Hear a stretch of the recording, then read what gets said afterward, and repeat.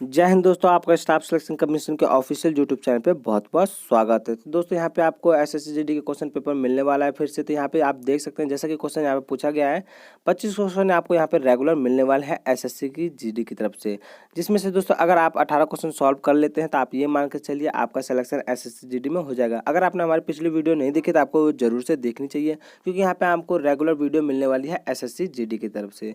तो वीडियो शुरू करने से पहले हम आपको बताएं दोस्तों, अगर आप हमारे चैनल पर नए हैं तो वीडियो को लाइक कर दिए, सब्सक्राइब कर दिए और बेल आइकन को जरूर से प्रेस कर दिएगा, ताकि आपको आने वाली हर वीडियो सबसे पहले मिल सके, वरना आपको कोई वीडियो नहीं मिल पाएगी। तो आप जरूर से बेल आइकन प्रेस कर लीजिएगा, ठीक है। चलिए आपको बताते हैं, पहला जो क्वेश्चन पूछा गया है यहाँ पे आपसे, चाणक्य का दूसरा नाम क्या था। यानी चाणक्य का दूसरा नाम क्या था। यहाँ पे देखिए आपका ऑप्शन दे रखा है, भट्टस्वामी, विष्णुगुप्त, राजशेखर और विशाखा दत्त। ये आपके ऑप्शन दिए गए हैं दोस्तों। तो जो इसका आंसर होगा इसे आपको नोट करते रहना है, ताकि आपको पता भी चलता रहे और आपको याद भी करते रहें, और आप खुद की गलतियां भी देख पाएं कि आप कहाँ गलतियां कर रहे हैं। यानी आपको अगर 25 क्वेश्चन पूछे गए हैं तो इसमें से कितने क्वेश्चन आप सही करते हैं, ठीक है। इसे आप नोट करिए ताकि आप कमेंट बॉक्स में हमें बता सकें, ठीक है। यहाँ पे देखिए दोस्तों, इसका जो आंसर होगा वो होगा विष्णुगुप्त, ऑप्शन नंबर 2, ठीक है। आगे देखते हैं क्वेश्चन। जो क्वेश्चन पूछा गया दोस्तों यहाँ पे देखिए, अतः सागरीय भूकंपों द्वारा उत्पन्न समुद्री लहरों को क्या कहा जाता है। देखिए आपका क्वेश्चन पूछा गया है सेकंड, अतः सागरीय भूकंपों द्वारा उत्पन्न समुद्री लहरों को क्या कहा जाता है। तो जो इसका आंसर होगा दोस्तों, इससे पहले हम ऑप्शन देख लेते हैं। पहला ऑप्शन दे रखा है सर्ग, दूसरा ऑप्शन आपका देखा है सुनामी, तीसरा ऑप्शन आपका दे रखा है स्केल, और जो चौथा ऑप्शन आपका दे रखा है केम।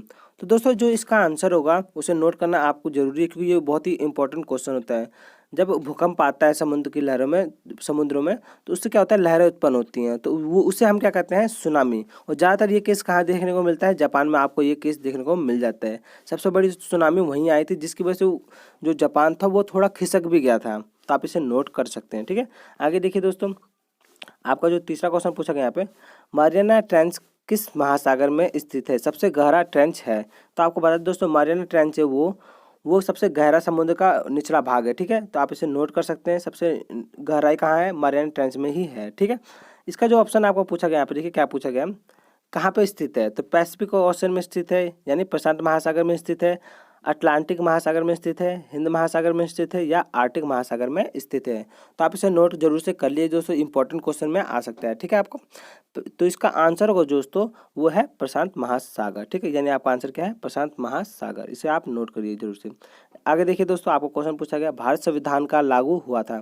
भारत का संविधान लागू हुआ था, ऑप्शन आपको दे रखा है दोस्तों। पहला ऑप्शन है आपका 26 जनवरी 1950 में, दूसरा ऑप्शन आपसे पूछा गया है 26 जनवरी 1952 में, तीसरा ऑप्शन आपका अगस्त 15 1948 में, और जो चौथा ऑप्शन आपका यहाँ पे नवंबर 26 1949 में। तो ये बिल्कुल इजी क्वेश्चन है, बिल्कुल आराम से आप इसका आंसर दे सकते हैं, बताने की जरूरत नहीं है, लेकिन फिर भी हम बता दे रहे हैं आपको। इसका जो आंसर होगा दोस्तों 26 जनवरी 1950 में, यानी जो रिपब्लिक डे हमारा उसी दिन संविधान लागू हुआ था, यानी गणतंत्र दिवस के दिन, ठीक है। आगे देखिए क्वेश्चन पूछा गया, संविधान के किस भाग में संविधान संशोधन की प्रक्रिया का उल्लेख है। ठीक है, आपका ऑप्शन यहाँ पे दे रखा है भाग 3 में, ऑप्शन 2 दे रखा है भाग 4 में, ऑप्शन 3 दे रखा है भाग 20 में, ऑप्शन 5 माफ हो जाए 4 दे रखा है 21 में। तो दोस्तों आपको ये इंपॉर्टेंट क्वेश्चन है, क्योंकि दोस्तों देखिए प्रेजेंट टाइम में काफ़ी संशोधन किए जा रहे हैं संविधान में, तो इसकी प्रक्रिया का उल्लेख किस में दे रखा है, तो इसको आपको नोट आवश्यक से कर लेना है। तो ऐसे क्वेश्चन आपसे जरूर पूछे जाते हैं। तो जो इसका आंसर होगा दोस्तों वो है ऑप्शन नंबर 3, भाग 20 में उल्लेख है, ठीक है। आगे देखिए क्वेश्चन, वह अवस्था जिसमें मुद्रास का मूल्य गिर जाता है और कीमतें बढ़ जाती हैं कहलाती हैं मुद्रास्फीति, मुद्रास्फीति। तीसरा ऑप्शन आपका देखा है रिसेशन या फिर इमोटाइजेशन, चौथा ऑप्शन है आपका।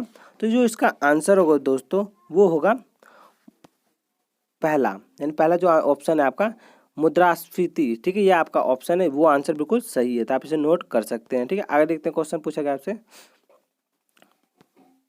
क्वेश्चन है आपका दोस्तों यहाँ पे, निम्नलिखित में से लघु उद्योग की क्या समस्या है। लघु उद्योग या आप समझ सकते हैं जो आप नॉर्मली खोलते हैं उसे लघु उद्योग कहते हैं, छोटा सा, ठीक है।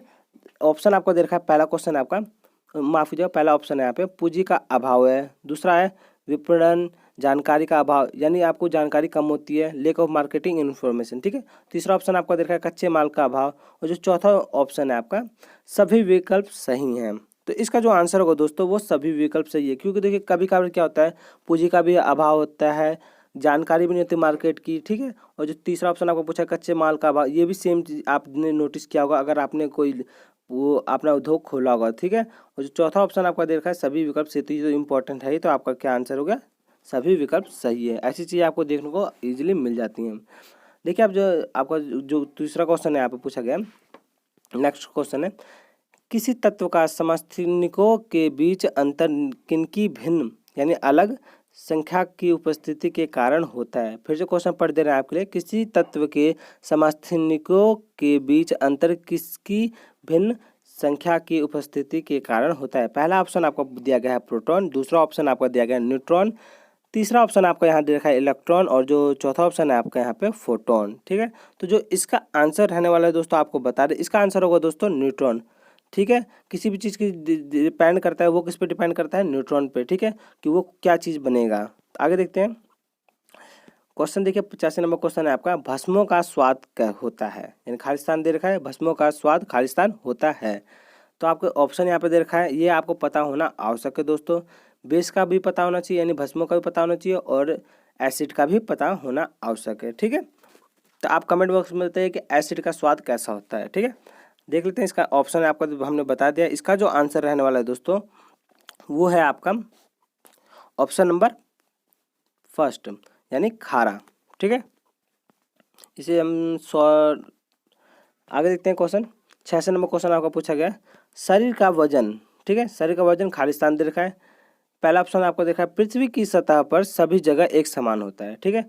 दूसरा ऑप्शन आपका दे रखा है ध्रुव पर अधिकतम होता है, और जो तीसरा ऑप्शन आपको यहाँ बताया गया है विषुवत रेखा पर अधिकतम होता है, और जो चौथा ऑप्शन आपसे बताया गया है यहाँ पे मैदानों की तुलना में पहाड़ियों पर कम होता है। तो आपको जो दोस्तों हम बता दें, जो आंसर होगा इसका ऑप्शन नंबर 2 होगा, ध्रुव पर अधिकतम होता है। आप एक मैग्नेट देखा होगा, आप मैग्नेट होता है जैसे, तो उसमें एक होता है नॉर्थ पोल होता है, एक साउथ पोल होता है। तो यहाँ पे इस सेंटर पे आपको क्या होता है, सबसे ज़्यादा वजन होगा, ठीक है। इस सेंटर पे आपको क्या होगा, वजन सबसे ज़्यादा होगा। और इस साइड में जो होता है, जैसे पृथ्वी को मान लीजिए नॉर्थ पोल और साउथ पोल है, तो नॉर्थ पोल पे और साउथ पोल पे क्या होगा, सबसे ज़्यादा आपका जो वेट होगा, और जो ये साइड हो गया आपके मतलब साइड वाले हिस्से हो गए, इस पे क्या होगा, वजन कम होगा, ठीक है।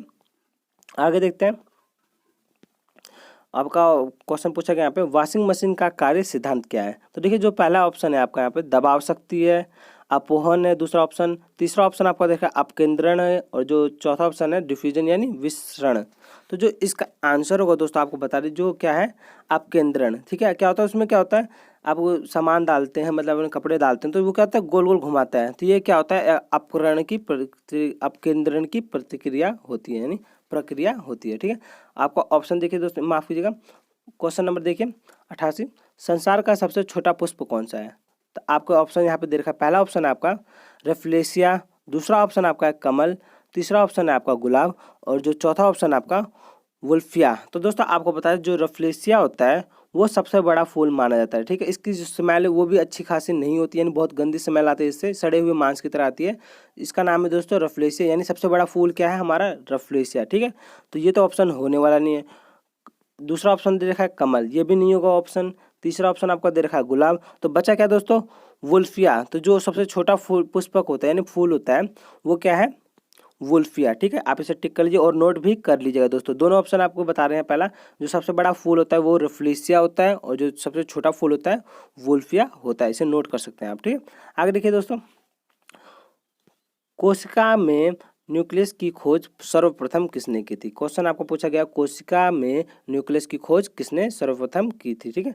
तो आपको जो ऑप्शन दिया गया ल्यूवेंहाक ने, दूसरा ऑप्शन है आपका स्वान ने, तीसरा ऑप्शन है आपका हेमिस्टर ने, जो चौथा ऑप्शन से आपको बताया गया यहाँ पे रॉबर्ट ब्राउन ने, ठीक है। तो आपको इसका आंसर पता होना चाहिए, न्यूक्लियस से ज़्यादातर क्वेश्चन यहाँ पे पूछे जाते हैं, तो अगर आपको पता है तो दोस्तों आप जरूर से कमेंट बॉक्स में बताइएगा।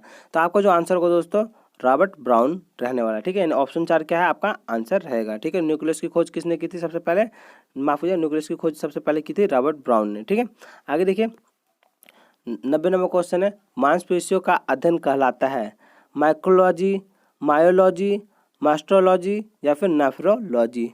तो दोस्तों ऐसे क्वेश्चन बायो से रिलेटेड आपको जरूर से पूछे जाते हैं, तो आपको इसकी तैयारी अच्छे से कर लेनी है। तो दोस्तों इसका आंसर होगा दोस्तों मायोलॉजी। ठीक है, आगे देखते हैं।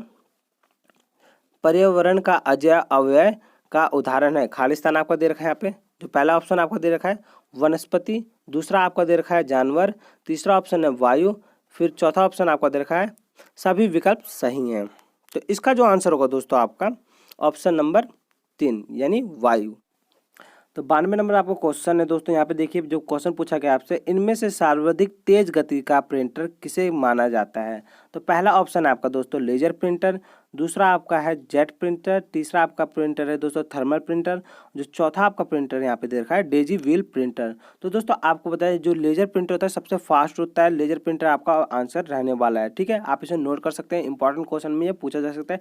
प्रेजेंट टाइम में लेजर प्रिंटर ज़्यादा चलन में है। ठीक है, आगे दोस्तों विच गेम, माफ कीजिएगा इंग्लिश में बोलकर, किस खेल में प्रत्येक पक्ष में खिलाड़ियों की संख्या सर्वाधिक होती है।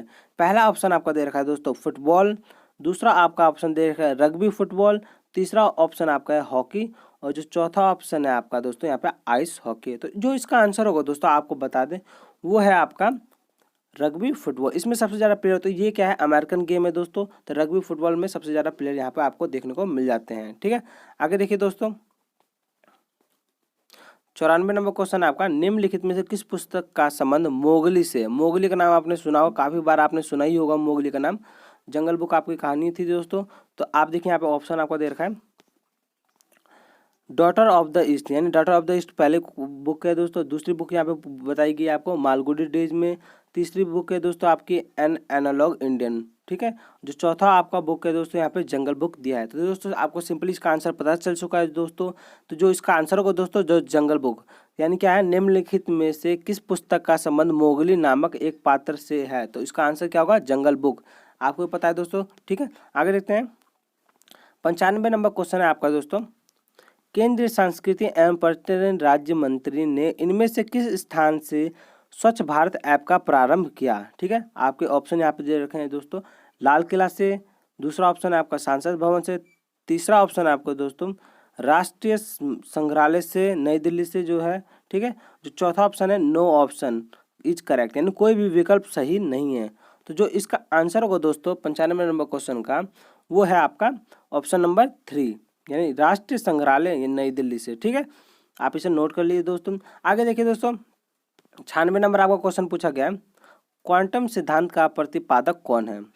जी.एस. ओम है पहला ऑप्शन है आपका, दूसरा ऑप्शन है यहाँ पे न्यूटन है, तीसरा ऑप्शन है आपका दोस्तों मैक्स प्लैंक, जो चौथा ऑप्शन है आपके यहाँ पे जे.एस. फ्लेमिंग। ठीक है, तो जो इसका आंसर रहने वाला है दोस्तों आपको बता दें ऑप्शन नंबर 3 यानी मैक्स प्लैंक क्या है इसका आंसर है। तो आप इसे नोट कर लीजिए, इंपॉर्टेंट क्वेश्चन में आप लगा सकते हैं। ठीक है, आगे देखिए दोस्तों 97 नंबर क्वेश्चन आपसे पूछा जाएगा, मृदगम किस प्रकार का वाद्य होता है। पहला है दोस्तों दो मुहा वाला ढोल, दूसरा ऑप्शन आपको यहाँ देगा एक प्रकार की बांसुरी है, तीसरा ऑप्शन आपका देखा है देखिए यहाँ पे स्ट्रिंग इंस्ट्रूमेंट एक तार वाद्य, और जो चौथा ऑप्शन आपको यहाँ पे दे रखा है एक मृग। तो जो इसका आंसर रहेगा दोस्तों आपका वो रहेगा पहला यानी दो मुंह वाला ढोल। ठीक है, ये आपका आंसर रहने वाला है, आप इसे नोट कर लीजिए दोस्तों। आगे देखिए दोस्तों क्वेश्चन बताया गया यहाँ पे 98 नंबर क्वेश्चन है, निम्नलिखित में से कौन सा गोल्डन ग्लोब 2009 जीतने वाला पहला भारतीय। ठीक है, तो ये आपका ऑप्शन यहाँ पे दे रखा है, पहला ऑप्शन आपका शिव कुमार वर्मा, दूसरा ऑप्शन आपका अनु मलिक, तीसरा ऑप्शन आपका जाकिर हुसैन, चौथा ऑप्शन है आपका R.A. रहमान। ठीक है, A.R.A. रहमान आपका ऑप्शन है चौथा। तो इसका जो आंसर रहेगा दोस्तों आपको बता दें A.R.A. रहमान। ठीक है, इनको ऑस्कर अवार्ड भी मिला है। ठीक है, आगे देखते हैं 99 नंबर क्वेश्चन है आपको पूछा गया यहाँ पे,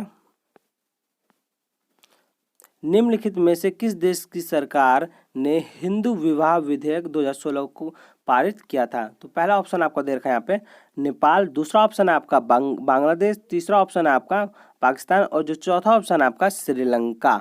तो दोस्तों आपको बता दें जो इसका आंसर रहने वाला है पाकिस्तान।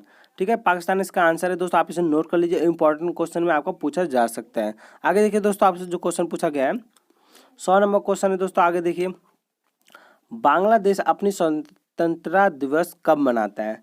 तो जो इसका आंसर है दोस्तों इससे पहले हम ऑप्शन देख लेते हैं। पहला ऑप्शन आपका मार्च 26 1971 में, मार्च 26 1972 में, जून 22 1976 में, और जो चौथा ऑप्शन आपका जून 22 1977 में। तो दोस्तों इसका आंसर आपको पता होना आवश्यक है। आपने एरिया के जो भी मान लीजिए सब कॉन्टिनेंट है उनका जो क्या है नाम है इंडिपेंडेंस डे है उसे याद करना आपको आवश्यक है। तो आप देखिए इसका जो आंसर होगा दोस्तों मार्च 26 जनवरी, माफ़ कीजिएगा, मार्च 26 1971 इसका आंसर होगा, यानी पहला क्वेश्चन ऑप्शन है आपका वो सही है।